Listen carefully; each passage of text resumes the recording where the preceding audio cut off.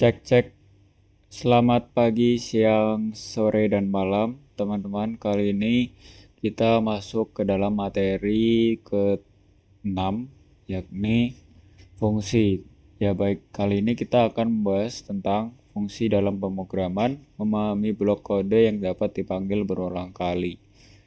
Nah, ini tuh cara mengorganisir kode dengan fungsi untuk membuat program yang lebih efisien, mudah dipahami, dan dapat digunakan kembali. Baik, untuk mungkin saya akan menjelaskan seperti biasa dulu pengertiannya. Setelah itu kita akan mencobanya di Scratch dan Replit. Oke, definisinya itu apa sih? Apa itu fungsi? Jadi fungsi itu adalah blok kode yang dirancang buat melakukan tugas tertentu. Jadi blok-blok kode itu melakukan tugas yang diprogram oleh kita ya. Alih-alih menulis kode yang sama berkali-kali, Anda itu bisa mendefinisikan fungsi sekali dan memanggilnya kapan saja ketika diperlukan. Jadi nggak usah uh, nulis bertahap-tahap ya tentang uh, fungsi ini. Jadi kita nggak usah nulis panjang lebar ya baris kode. Jadi kita hanya perlu menggunakan fungsi dan itu lebih cepat. Jadi keuntungan utamanya ini seperti ada pada PPT. Keuntungan utama itu kode lebih rapi dan terorganisir seperti yang saya bilang tadi. Kodenya itu eh, jadi rapi karena kita hanya memanggilnya dengan lebih simpel ya, tidak memakai banyak baris, terus menghindari pengulangan kode, lebih mudah diperbaiki dan diperbarui. Oke, ini sintak dasar dari fungsi. Setiap fungsi itu memiliki 3 elemen penting. Jadi nama fungsinya itu apa? Identasi dan isi body fungsi. Berikut adalah struktur dasarnya. Jadi def, definisi nama fungsi apa, terus isi fungsi body. Print ini adalah isi fungsi, seperti itu. Catatan indentasi, spasi atau tab sangat penting dalam Python untuk menentukan isi fungsi. Terus jadi ini ya, nama fungsinya itu apa, terus isi fungsi body, terus print ini adalah fungsi. Mengapa menggunakan fungsi? Tanpa fungsi itu, jika ingin mengonversi suhu ke Fahrenheit ke Celsius berkali-kali, Anda harus menulis rumus yang sama berulang kali, membuat kode panjang yang sulit dikelola. Ya, seperti itu. Jika memiliki fungsi kan, kita nggak perlu nih kayak rumusnya itu udah ada. Jadi kita masukin angkanya saja, habis itu terkonversi jadi dari Fahrenheit ke Celsius. Dan fungsi itu Anda menulis rumus sekali lalu cukup memainnya dengan kode seperti itu. Parameter input fungsi. Parameter adalah variabel yang menampung nilai untuk diproses di dalam fungsi. Nilai ini diberikan saat memanggil fungsi. Nah, ayo kita coba breakdown tentang kode ini. Jadi di def luas persegi ini kan yang kita inginkan, sisi hasil sama dengan sisi itu dikali sisi kan. Kalau luas persegi kan sisi kali sisi. Terus return hasil. Nah, ini catatan luas persegi. Ini pemanggilan fungsi luas persegi 10, luas print luas, outputnya 100. Di sini sisi adalah parameter yang menerima nilai 10. Kemudian fungsi kemudian memproses nilai tersebut. Jadi 10 kali 10 kan 100. Seperti itu. Luas persegi, terus hasilnya 10. luas, print luas, auto dikalkulasi jadinya 100. Terus return, output fungsi. Return adalah cara untuk mengembalikan hasil proses ke bagian kode yang memanggilnya. Tanpa return, hasil tidak bisa digunakan di luar fungsi. Dengan return nih, hasil bisa disimpan dalam variabel dan digunakan selanjutnya. Tanpa return, fungsi mengembalikan noun.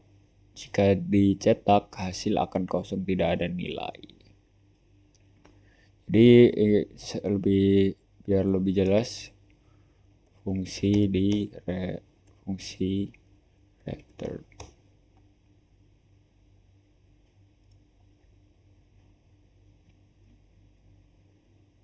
Ya, seperti ini.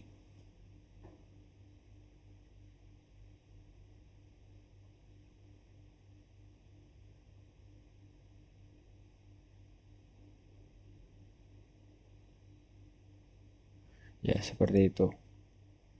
Selanjutnya, scope variable global versus lokal.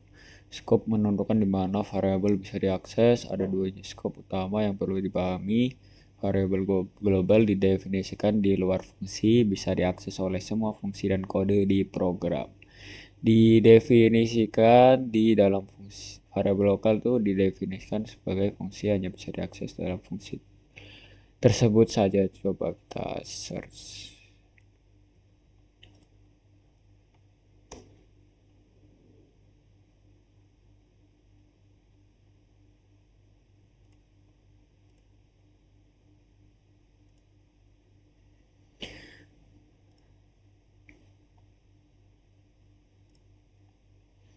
Terus alur pembelajaran lengkap. Jadi seperti biasalah nanti akan dicoba tentang programnya.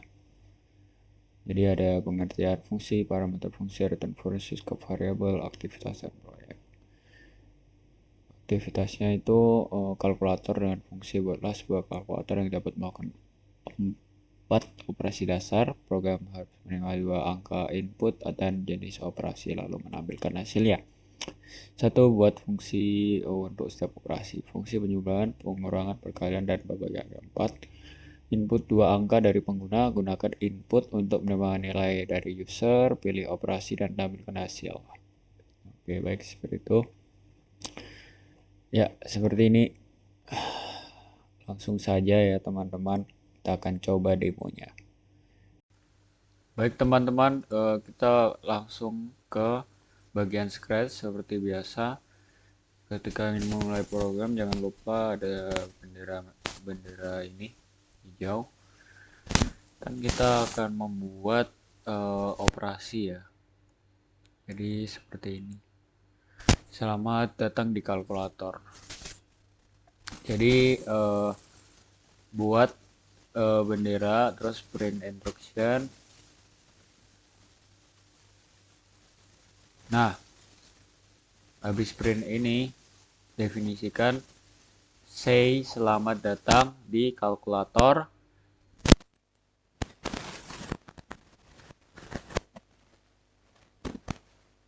Wait 2 second atau berapa second sesuai preferensi masing-masing. Terus masukkan 2 angka, kemudian pilih jenis operasinya. Terus tunggu 2 detik dan jadi ini untuk ini ya kalkulatornya seperti inilah. Angka 1 berapa? Set number 1. Jadi answer itu di sini kita menjawab sendiri. Terus angka 2. Terus jenis operasi satu pilih ya. Jadi di sini ditetapkan oleh seperti ini.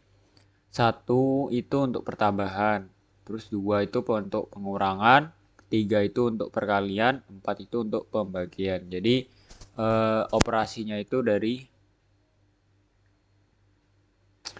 jadi kita masukin operasi di sini, terus answer kita pilih nih yang 1, 2, 3, atau 4. Terus if else seperti biasa, jika satu kan eh,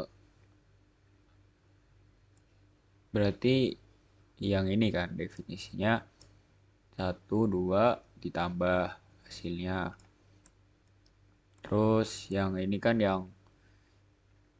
yang dua berarti yang kurang, terus ini perkalian dan ini pembagian. Nah, seperti itu. Jika eh ini pembagiannya dengan nol itu kan tidak terdefinisi, jadi stop dan say masukkan angka salah. Terus yang di sini join hasilnya ini kan hijau nih. Join hasil result. Kita panggil result. Yang di sini kan result kan ini. Nah, seperti itu. Nah, untuk memulai kita coba dulu programnya, masukkan dua angka kemudian pilih jenis operasi. Jadi ini kalkulatornya sederhana banget teman-teman. Hanya ada dua angka. Angka satu, angka satunya contoh 50. Ah, hell bro. Nah, seperti itulah.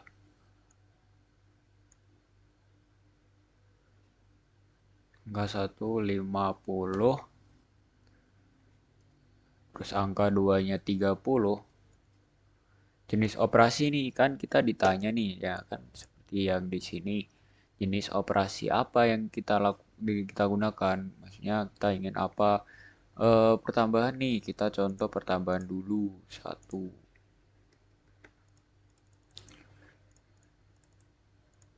Aduh, agak ngempuk. Ulang. 50, 30, operasi satu, hasilnya dikalikan jadinya 80. Nah, terus kita lanjut lagi, coba yang eh, pengurangan. Contoh 40,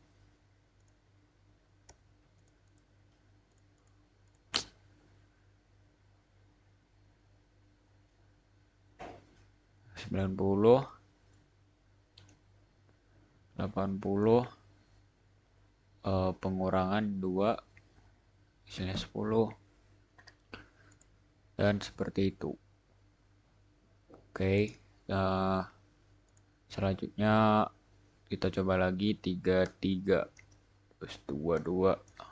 Nah, dikali. Hasilnya 226.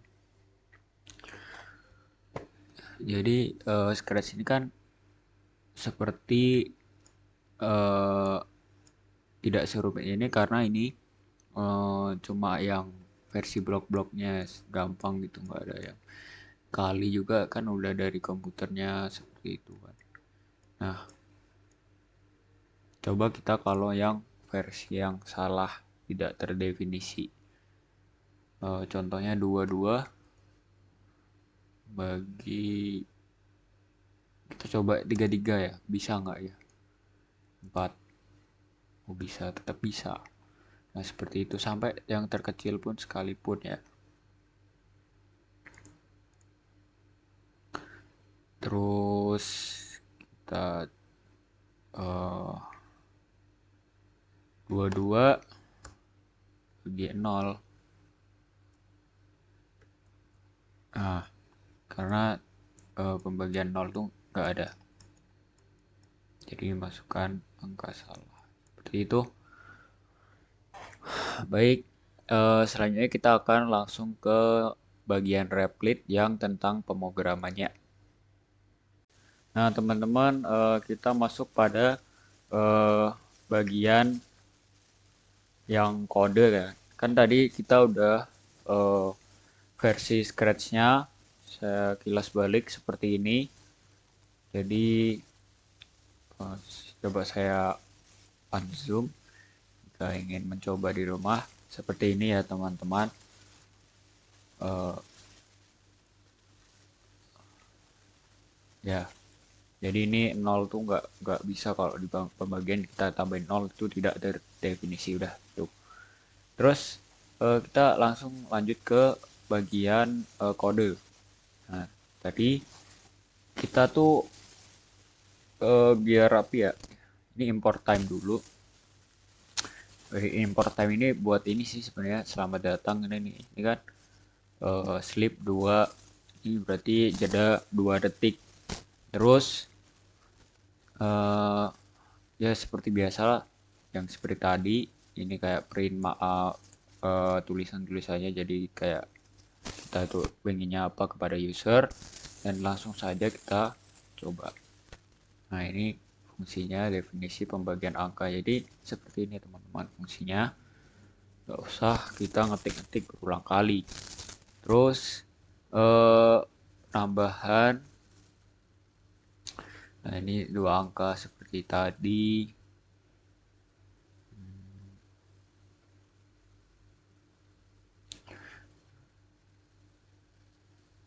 Nah, seperti yang bisa dilihat, kita coba langsung.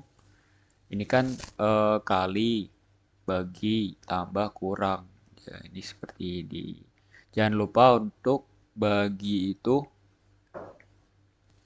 0 itu tidak diberi tanda tidak terdefinisi ya. Jadi kita kasih seperti ini, dan nah ini seperti print, stop, ini mau lanjut atau enggak seperti itu.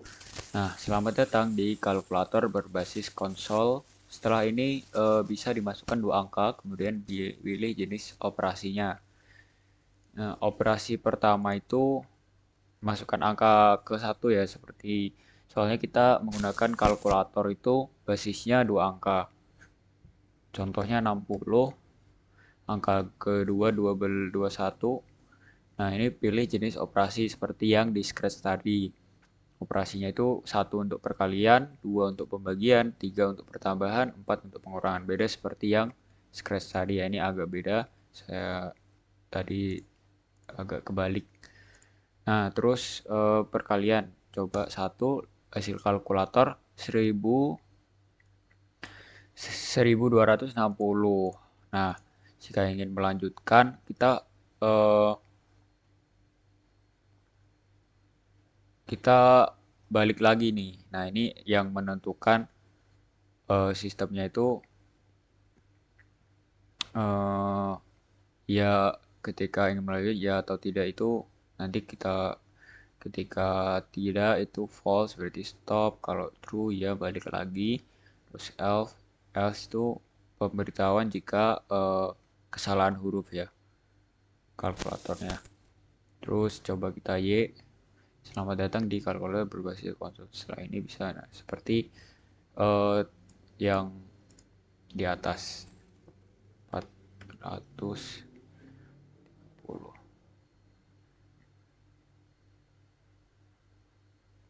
Nah, hasilnya seperti ini. Jika tidak, stop, maka stop.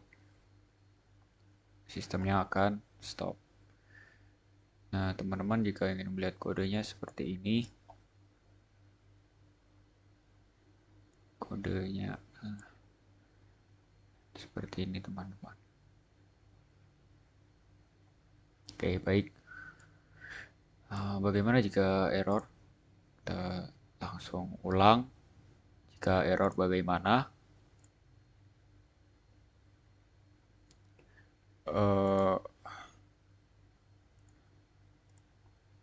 40 bagi 0.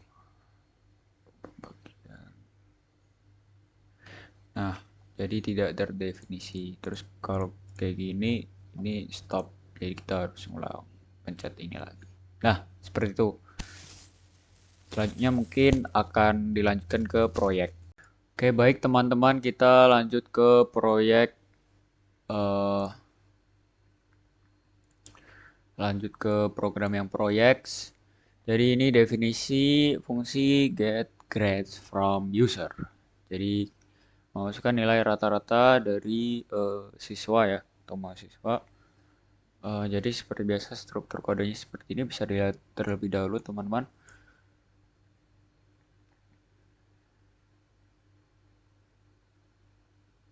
Nah, kita breakdown dulu. Grade-nya kan kita belum tahu kan, kita mengisi sendiri. While as for grade in integral input, masukkan nilai selanjutnya. If grade minus 1, as for grade false. Jadi sudah akan berhenti jika else if grade lebih dari 0 and grade kurang dari 0, grade-nya itu disetujui. Jadi ketika misal ini kan basisnya itu grade-nya kan dari 0 sampai 10 aja, nggak sampai dari 0 nggak sampai 100. Maka ketika misal kurang dari atau lebih lebih dari gitu, jadi nanti akan ditambahkan print, tolong masukkan angka di antara plus slash 0 dan 0 sampai 10. Nah, ini untuk pemberitahuan eh, pemberitahuan aja ya. Jadi kita mau masukin berapapun angka dari nilainya itu ada berapa banyak. Ketika kita sudah memutuskan untuk berhenti, maka klik minus 1. Jadi pemberitahuannya itu justru pas kita salah. Jadi kan jika seperti ini kan kita nggak bisa kayak, nah,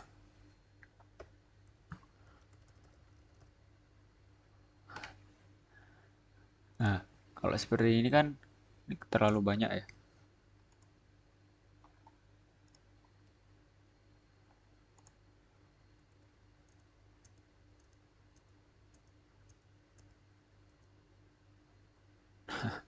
Seperti itu. Jadi kita pemberitahuannya cuma minus 1 sampai kita salah doang. Jadi kita harus mengulang aja. Mungkin saya belum eh, baik dalam kodiannya, tapi ini bisa dipahami. Nah, seperti itu.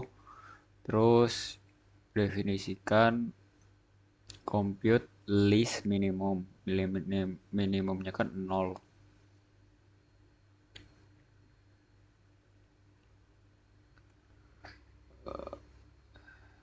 Nah, ini jadi kayak kalkulasinya untuk rata-rata. Jadi ini maksimum dan average-nya seperti itu, nilai terbesar, nilai kemudian rata-rata. Nah, seperti itu. Mungkin kita langsung coba aja masukkan nilai selanjutnya. Contohnya kan dari range 0 sampai 10. Misal nilai itu 8, 8, 9, terus 10, 10. Contohnya kita masukin nilainya ada 10 ya. Jadi ini masih 1, 2, 3, 4, 5. Terus ada 7, 7, 8, 8. Berapa ini? 1, 2, 3, 4, 5, 6, 7, 8, 9, 10. Nah, kita berhenti di sini.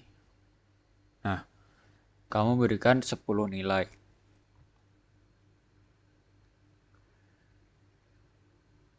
Nah, seperti ini. Ini kan memanggil, kamu memberikan string len grade.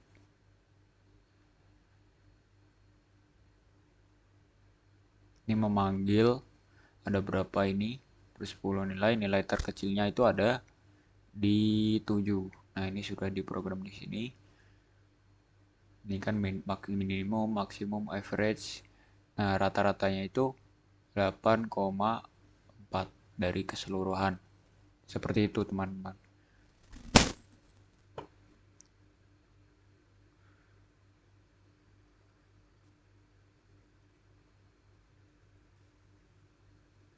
Nah, seperti itu dari sini. Oke, baik teman-teman, mungkin saya cukupkan itu saja yang bisa saya berikan untuk hari ini. Terima kasih sudah menonton, menyempatkan waktunya, dan mungkin selanjutnya saya akan Dan tunggu saja di video selanjutnya. Terima kasih sudah menonton. Bye.